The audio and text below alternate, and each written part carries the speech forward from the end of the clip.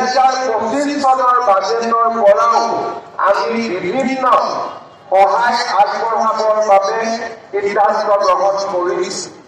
আজি আমাৰ ইয়াত কাৰ্বিআংলং জিলাৰ 3070টা অংগনবাড়ী কেন্দ্ৰৰ সহায়িকা আৰু আমাৰ কৰ্মী বাইদেউসকল উপস্থিত আছে।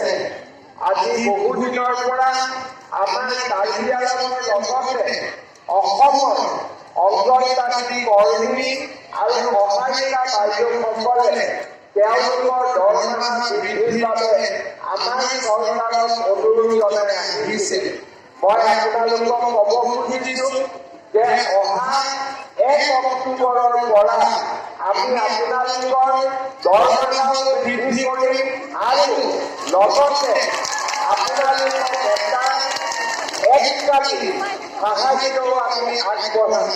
অৰ্থাৎ এবাৰতে আপোনালোকক এটা পুঁজি আমি আগবঢ়াম যাতে ঘৰৰ কাম কাজ ল'ৰা ছোৱালী পঢ়া শুনাৰ ব্যৱস্থা ল'ব পাৰে আৰু লগতে 1 অক্টোবৰৰ পৰা আপোনালোকৰ দৰমহা আমি যিমানখিনি পাৰোঁ সিমানখিনি আমি বৃদ্ধি কৰিম যাতে আমাৰ অংগনবাড়ী কৰ্মী আৰু সহায়িকাসকলৰ পৰা অলপ হ'লেও তেওঁলোকৰ মনৰ দুখ আমি যাতে কমাব পাৰোঁ আৰু লগতে বেয়া দৰমহাটো বঢ়াই দিম। আৰু বেয়া হ'ব নেকি?